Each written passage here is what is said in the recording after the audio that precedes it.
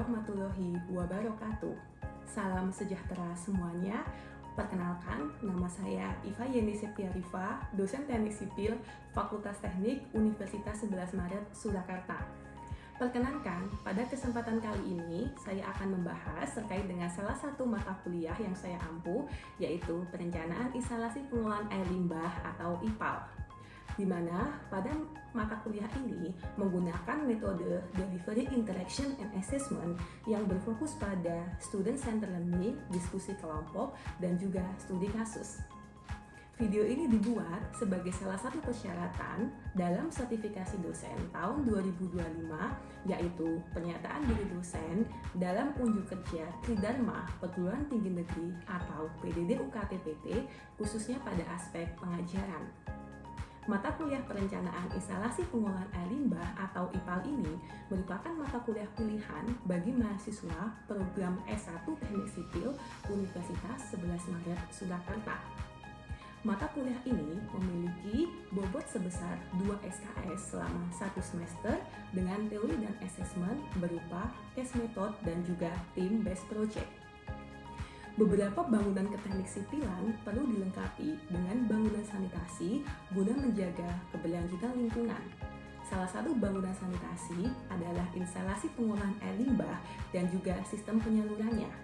Oleh sebab itu, pada mata kuliah ini bertujuan untuk menjelaskan prinsip-prinsip teknis dalam pengelolaan air limbah domestik maupun industri yang meliputi sistem penyalurannya dan juga pengolahannya sehingga kualitas lingkungan pemukiman tetap terjaga.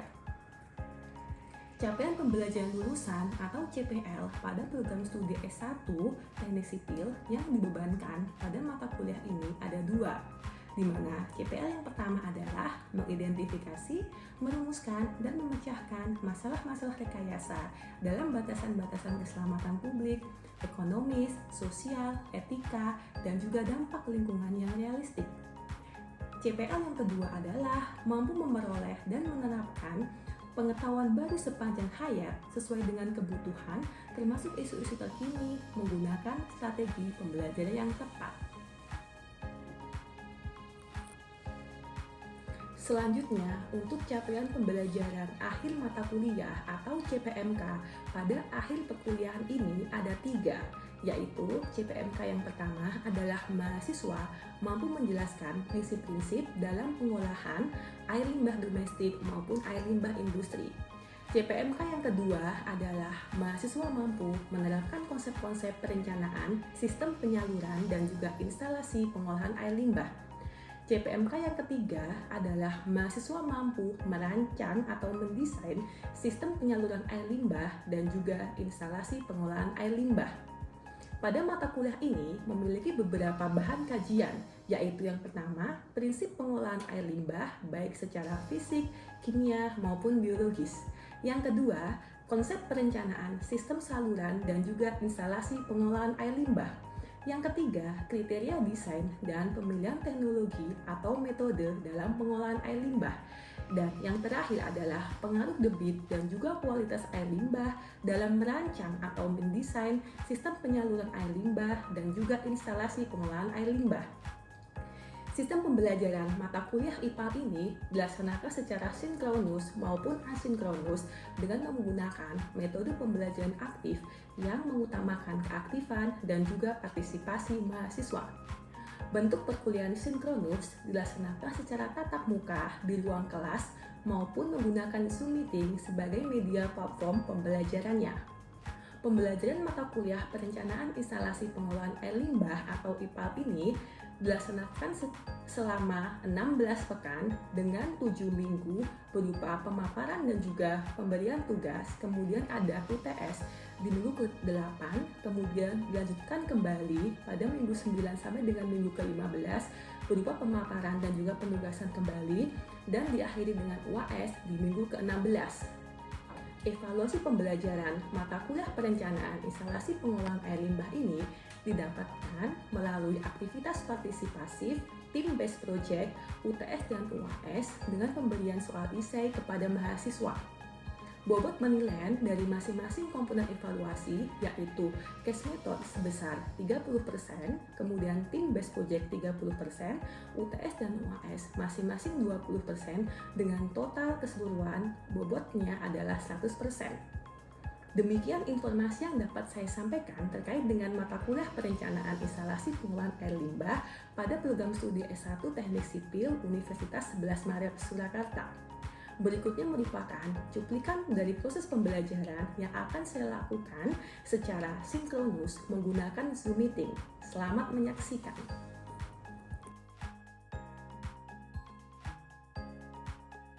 Oke.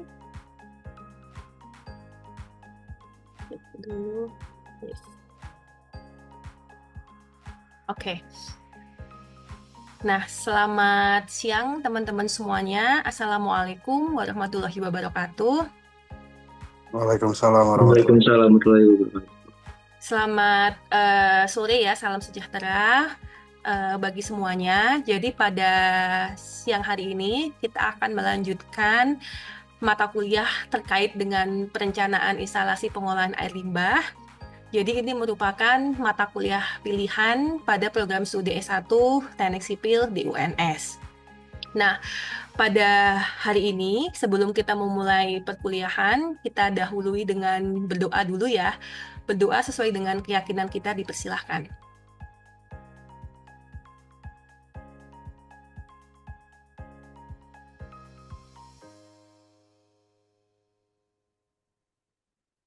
Berdoa dapat diakhiri. Jadi, pada hari ini kita akan belajar terkait dengan bagaimanakah prinsip dari perencanaan instalasi pengolahan air limbah atau disingkat dengan IPAL ini. Pasti teman-teman sering dengar ya di lingkungan mengenai IPAL begitu ya. Dan juga bagaimanakah sebenarnya kita memilih teknologi dalam mengolah air limbah sesuai dengan kualitas air limbah itu dan juga debitnya atau jumlah dari banyaknya air limbah itu. Jadi ada yang namanya kualitas sama kuantitas. Mungkin selama ini kalau di bidang keairan teknik sipil, kita hanya fokus kepada kuantitas ya, debit. Tapi kalau sudah dikaitkan dengan lingkungan, kita harus mempertimbangkan juga masalah kualitas. Karena kualitas ini harus benar-benar kita perhatikan agar tidak mencemari lingkungan. Nah, untuk CPMK-nya di sini ya, jadi harapannya dari kuliah ini teman-teman dapat mengetahui urgensinya apa sih dalam pengolahan air limbah itu.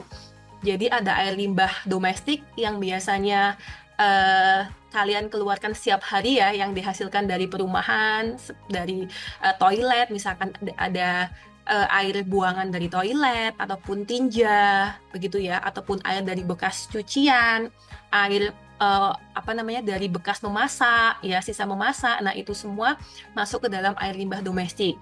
Nah, untuk air limbah industri pastinya adalah yang dihasilkan dari segala macam jenis industri yang ada begitu. Dan juga nantinya output di akhir adalah teman-teman dapat mengetahui prinsip dasarnya ataupun konsep dalam mendesain instalasi pengolahan air limbah dan juga sistem penyalurannya. Karena otomatis ketika kita ingin mengolah air limbah, kita harus punya unitnya, unit operasi atau bangunannya. Bangunan pengolahannya itu harus kita desain dan juga untuk sistem penyalurannya. Jadi untuk pipa-pipa penyaluran air limbah pun juga harus kita desain, begitu. Nah, untuk kontrak perkuliahan juga disesuaikan dengan RPS ya, berupa aktivitas partisipasif dan juga hasil proyek masing-masing 30%, dan nanti ada UAS di akhir yaitu 20%. Nah, ini adalah untuk list materinya ya. Ada menghitung debit perencanaan IPAL, kemudian tahapan perencanaan IPAL, mendesain pengolahan air limbah. Untuk desainnya itu ada pengolahan fisik, kimia, dan juga biologis, dan juga mendesain pengolahan lumpur, dan untuk mengetahui bagaimanakah prinsip ataupun mendesain dari sistem penyaluran air limbah. Nah, jadi ini ya. Apabila ada pertanyaan yang paling utama ya, apa sebenarnya urgensi dari perencanaan pengolahan air limbah itu? Nah, kalau saya tanya ke teman-teman di sini, sesuai dengan apa yang diketahui teman-teman di awal ya ini ya, apa sih sebenarnya urgensi kita melakukan pengolahan air limbah itu? Ada yang bisa membantu?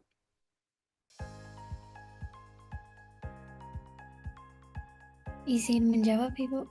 Gimana, Dek? Ya, untuk mencegah pencemaran lingkungan mungkin ya, Bu. Karena kan air limbah itu kotor ya, Bu. Iya, betul. Limbah kotor. Iya, Jadi harus diolah kan. Nah, iya jadi betul, Ibu. jadi kalau ada air ya, Dek ya, kita misalkan pakai air tuh 100% ya setiap hari. Kalau teman-teman tahu ya 80%-nya, 70 sampai 80%-nya itu adalah menjadi air limbah gitu. Jadi segitu banyaknya air limbah yang kita keluarkan setiap harinya begitu. Nah, mungkin dari teman-teman yang lain ada pendapat lain, misalkan selain masalah menjaga lingkungan karena air limbah itu kotor, apa kira-kira urgensi yang lain?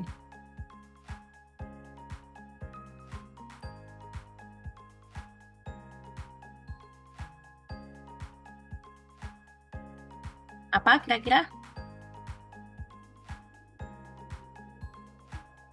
Izin menjawab, Bu. Ya, Jika boleh. air limbah itu tidak dikelola atau diolah lagi, nanti akan makin mencemari lingkungan, ya, Bu. Iya, jadi paling utama itu adalah lingkungan ya, karena kita paling berdekatan dengan lingkungan ya pastinya kita sebagai penerima begitu kan. Nah, jadi sudah benar ya jawabannya tadi dari Mas Ramadan ataupun dari Mbak Grace tadi ya. Jadi ini adalah contoh dari air limbah industri sama air limbah domestik. Jadi industri itu yang pastinya sering teman-teman lihat ya, industri dari pabrik tekstil, industri dari farmasi, industri dari limbah tahu, semuanya. Kalau domestik yang jelas ini seperti di perumahan-perumahan kalian ya. Jadi ini adalah sambungan perpipaan, kemudian dialirkan sampai di instalasi pengolahan air limbahnya. Ataupun mungkin teman-teman ada yang langsung menggunakan septic tank ya, kalau jenis-jenis perumahan lama. Tapi untuk perumahan-perumahan baru itu biasanya memiliki jaringan perpipaan seperti gambar ini. Jadi urgensinya yang pertama itu adalah jelas ya perlindungan lingkungan begitu. Kemudian yang kedua adalah karena kesehatan masyarakat ya, karena kita mempertimbangkan kesehatan masyarakat pastinya paling utama begitu. Kemudian keberlanjutan sumber daya air. Karena semakin banyaknya jumlah penduduk, aktivitas semakin lama di masa mendatang, jumlah ketersediaan air, baik itu di dalam air tanah maupun dari air dari hulunya ya, misalkan di mata air pegunungan itu lama-lama akan habis, akan berkurang begitu. Sehingga mau nggak mau kita harus melakukan pengolahan dari air limbah sehingga air limbah itu bisa kita gunakan begitu. Karena kalau kita terus-terusan mengambil air dari air tanah namun recharge-nya ke air tanah itu sedikit, banyak discharge-nya, ya otomatis itu akan terjadi penurunan tanah juga kan begitu. Jadi keberlanjutan sumber daya air ini sangat-sangat perlu begitu. Kemudian ada efisiensi biaya jangka panjang, sudah jelas kalau kita bisa mengolah air limbah itu menjadi air bersih ataupun air minum yang bisa kita minum lagi, pastinya bisa menghemat biaya. Nah, ini ya, ini adalah terkait dengan regulasi, begitu ya. Jadi, ada yang disebut dengan effluent guideline. Nah, jadi pada saat kita melakukan pengolahan air limbah itu, sebelum kita buang ke badan air, kita harus memperhatikan baku mutunya. Teman-teman pernah dengar baku mutu ya? Pernah? Mas Muhammad Rizky, pernah dengar Mas baku mutu air limbah?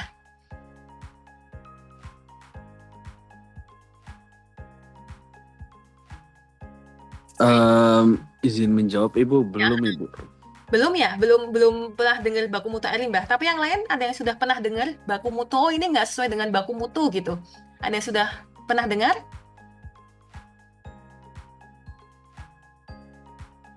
Yang lain? Mungkin Mbak Sania sudah pernah dengar, Mbak? Belum juga, Bu. Belum juga ya. Nah, jadi begini ya. Jadi baku mutu itu adalah ini seperti yang teman-teman lihat ya. Jadi ketika kita mengolah air limbah, kita harus memperhatikan mau seberapa bagus air limbah yang kita olah gitu ya. Kalau teman-teman ingat di recycling ada yang namanya BOD, COD begitu ya. Nah, itu adalah kandungan-kandungan organik yang perlu diturunkan di air limbah sesuai dengan tingkat baku mutunya. Misalkan baku mutunya adalah di bawah 50 mg per liter gitu. Karena ketika di atas itu, dia akan mengganggu ataupun mencemari lingkungan, begitu. Nah, belum. Maaf deh. Oh ya udah. Nah, ini ya. Jadi di sini saya akan menunjukkan yang disebut dengan effluent standard dan stream standard. Nah, itu ada bedanya ya di sini. Jadi baku mutu itu ada dua, baku mutu effluent dari effluentnya dan baku mutu dari stream. Stream itu adalah seperti sungai, seperti danau begitu ya. Nah, kalau dari teman-teman lihat di sini, ini adalah untuk effluent standard, itu adalah keluaran dari instalasi pengolahan air limbah. Jadi ini adalah keluaran dari industri ya, kemudian masuk ke dalam IPAL. Nah, ini yang keluar dari proses IPAL ini harus sesuai dengan effluent standard. Misalkan saya menggunakan permen lingkungan hidup begitu ya. Nah, kalau stream standard itu adalah kalau teman-teman tahu, pernah dengar peraturan pemerintah ada kelas sungai kelas 1, 2, 3, dan 4. Nah, itu adalah kelas sungai itu disebut dengan stream standard. Jadi ini adalah kualitas sungainya. Begitu. Nah, kira-kira dari dua gambar ini, mungkin teman-teman dari sedikit penjelasan yang saya berikan, kira-kira perbedaannya effluent standard sama stream standard di sini apa kira-kira? Dari yang kata kunci saya berikan tadi.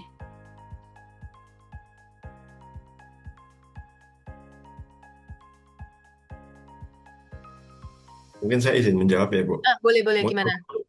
perbedaannya dari effluent standard sama stream standard itu kalau yang effluent itu seperti baku mutu air yang diizinkan untuk dikeluarkan dari suatu asalnya, Bu. Tapi kalau misalkan stream standard itu kualitas baku airnya mungkin memang asli dari sungai tersebut, Bu. Ya, betul. Jadi ada kata kunci di sini ya, sungai, stream standard. Jadi stream standard itu adalah kualitas air sungai. Kalau teman-teman pernah dengar kualitas air sungai di Jakarta sudah menurun gitu ya. Kalau kualitas 1 itu bisa kita minum di air itu. Nah, kualitas sungai 2 itu bisa kita pakai untuk setidaknya untuk berenang. Nah, kualitas 3 itu masih bisa kita pakai. Kelas 2 itu siram-siram ya, siram-siram tanaman dan berenang.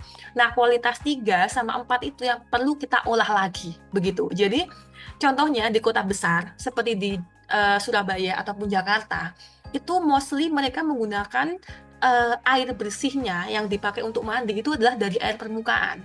Air permukaan tuh dari mana? Air permukaan itu adalah dari air sungai yang diolah, begitu. Jadi, air sungai itu tidak langsung kita bisa pakai, tapi harus kita olah di instalasi pengolahan air minum atau IPAM ya, kok teman-teman tahu. Jadi semakin jelek ataupun semakin turun standar air sungai tersebut, maka semakin berat instalasi pengolahan itu untuk mengolah agar air itu bisa layak untuk kita pakai, layak untuk kita gunakan untuk mandi dan sebagainya, begitu. Tapi kalau effluent standard itu adalah berapakah baku mutu, misalkan kita punya instalasi pengolahan air limbah domestik dari perumahan ataupun dari industri.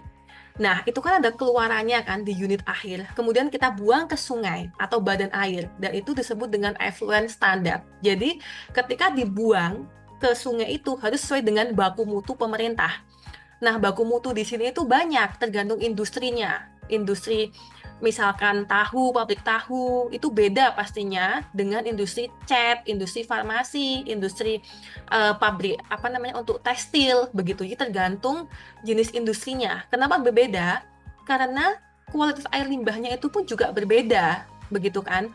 Misalkan untuk air limbah dari industri makanan, otomatis yang paling banyak adalah kandungan organiknya. Tapi untuk yang tekstil, pasti di situ banyak pewarnaan kan, menggunakan bahan kimia, ataupun ada logam beratnya. Nah, beda lagi dengan industri farmasi, karena dia adalah obat-obatan. Jadi, effluent standard ini berbeda-beda dan memiliki banyak peraturan di sana. Begitu ya. Nah, terus kemudian ini ya, jadi saya jelaskan mengenai on-site dari wastewater treatment system. Jadi untuk pengolahan air limbah domestik itu ada on-site, ada off-site. Jadi ada dua model ya. Untuk yang on-site itu adalah seperti yang teman-teman lihat ya, ataupun tahu misalkan rumahnya teman-teman itu pasti ada septic tank begitu ya. Nah, septic tank itu adalah salah satu contoh pengolahan air limbah on-site begitu. Jadi beberapa perumahan modal baru itu septic tanknya itu berbarengan gitu ya. Jadi misalkan 3 rumah atau 4 rumah memiliki satu septic tank. Tapi kalau untuk rumah-rumah yang lama, satu rumah pasti satu septic tank. Nah, ini contoh pengolahan on-site. Jadi on-site itu adalah pengolahannya dilakukan di tempat itu langsung, begitu ya. Paling dekat dengan sumber air limbahnya. Nah, contohnya di sini. Ini adalah masuk dari rumah, ya kan? Kemudian ini adalah air limbahnya. Jadi lama-kelamaan nanti airnya dan lumpurnya itu akan terpisah, begitu kan? Nah, di sini ada proses yang namanya adalah proses biologis. Jadi ada mikroorganisme ataupun bakteri-bakteri yang bekerja di sini sehingga kualitas dari kandungan organik air limbah ini turun, begitu. Nah, jadi lumpur ini tuh memiliki banyak banget bakteri ataupun mikroorganisme yang namanya proses pengolahan biologis sehingga air limbah ini turun kandungan pencemarnya. Nah, nanti lumpur ini bagaimana, Bu? Nah, ketika lumpur ini sudah tua, nah, lumpur ini harus dibuang. Kalau teman-teman tahu ada namanya sedot tinja ya, nah itu adalah salah satu contohnya. Misalkan setelah 5 tahun, 6 tahun, 4 tahun itu ada sedot tinja, itu berarti lumpur-lumpur ini sudah harus dibuang, begitu. Nah, ini nanti adalah keluarannya dari proses pengolahan dari septic tank. Ini adalah contoh untuk domestik. Dan kemudian di sini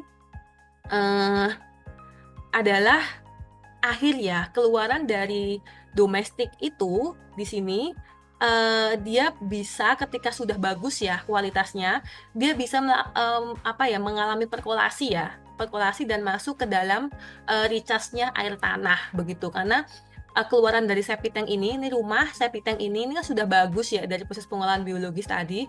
Nah, itu nanti bisa mengalir masuk ke dalam air tanah begitu kan, yang nantinya bisa terus turun menjadi run off seperti masuk ke stream, sungai ataupun danau. Nah, ini air tanah ya. Ini adalah proses pengalirannya nanti. Jadi efluennya dari septic tank itu bisa mencapai air tanah ataupun surface water, air permukaan. Nah, ini adalah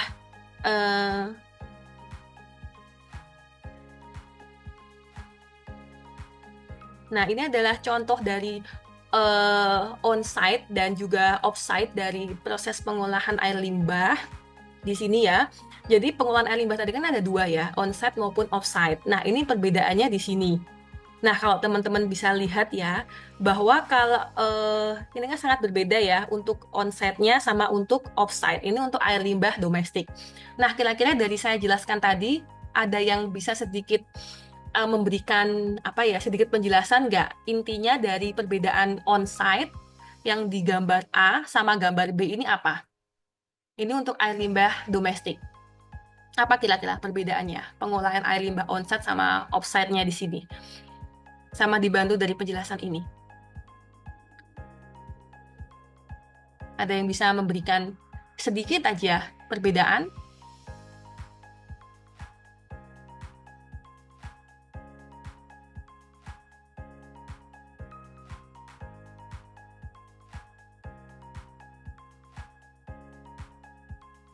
Bisa, Dek? Apa kira-kira perbedaannya di sini?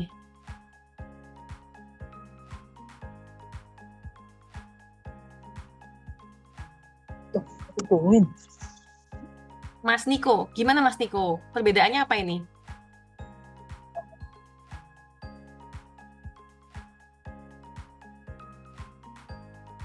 Ada? Mas Niko atau Mbak Nabila ada?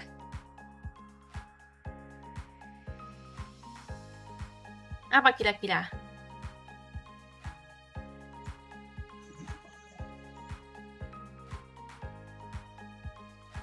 Nggak ada yang tahu? Ataupun Mas Rahmat, Enzo? Mungkin saya izin menjawab lagi ya, Bu. Iya, boleh, boleh. Ya. Mungkin kalau untuk perbedaannya buat yang onsite sama offsite wastewater treatment plant tadi apa namanya mungkin lebih ke lokasinya, Bu. Kalau misalkan yang onsite kan kita langsung olah di sumbernya, tapi kalau misalkan yang offsite kita olah di kayak sebuah instalasi itu, Bu, yang Betul. Ya, itu betul sekali. akumulasi dari banyak Ya. tempat. Betul. Terima kasih ya Mas Nikola sudah apa namanya perwakilan teman-teman yang lain ya. Jadi untuk yang onsite tadi betul ya, di sini langsung di dekatnya, seperti misalkan kita ada namanya septic tank, baik individu maupun komunal, dan juga ada yang namanya instalasi. Nah, ketika dia memiliki instalasi seperti ini, jaringan perpipaan itu adalah offsite. Jadi makanya sekarang perumahan-perumahan terbaru itu yang perumahan yang sudah ada beberapa macam fasilitas di situ langsung, dan kebanyakan karena kondisi geografinya, misalkan jarak antara apa namanya air tanahnya itu terlalu ini ya, ketinggiannya ya, terlalu misalkan sudah terlalu pendek begitu. Jadi kan kalau kita bikin septic tank kan kita harus mempertimbangkan jaraknya ya dengan air tanahnya itu kan. Nah, ketika sulit topografinya begitu, takut ada pencemaran air tanah, jadi lebih baik kita bangun aja jaringan perpipaan, kita bangun jadi satu semuanya di IPAL terpusat. Seperti di Yogyakarta itu ada namanya IPAL Sewon yang terkenal, itu juga adalah IPAL komunal dari beberapa atau kalau nggak salah beberapa desa begitu ya. Jadi rumah tangganya itu banyak seperti yang di gambar B ini. Begitu. Dari wastewater treatment plant begitu ya. Dari primer sampai dengan advanced treatment. Jadi yang pertama di sini itu adalah preliminary treatment ya. Kemudian ada yang disebut dengan primary treatment, lalu secondary treatment, dan yang terakhir adalah tertiary ataupun advanced treatment. Nah, jadi ini adalah merupakan tahapan pengolahan air limbah industri, begitu ya. Contohnya ini adalah kalau teman-teman tahu ada air limbah, raw sewage ini adalah contoh air limbah.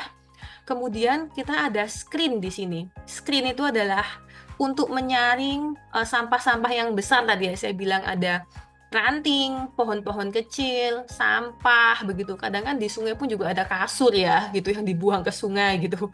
Banyak sekali sampah-sampah. Jadi kalau tidak ada screen tuh sangat berbahaya untuk unit pengolahan di sini bisa ambrol begitu ya, bisa rusak begitu.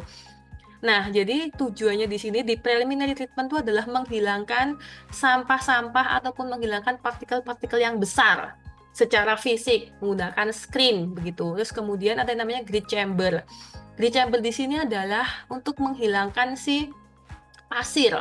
Nah, jadi kadang pasir sama kerikil itu kan dia nggak hilang ya, nggak akan tersaring dari screen. Dia pasti akan lolos.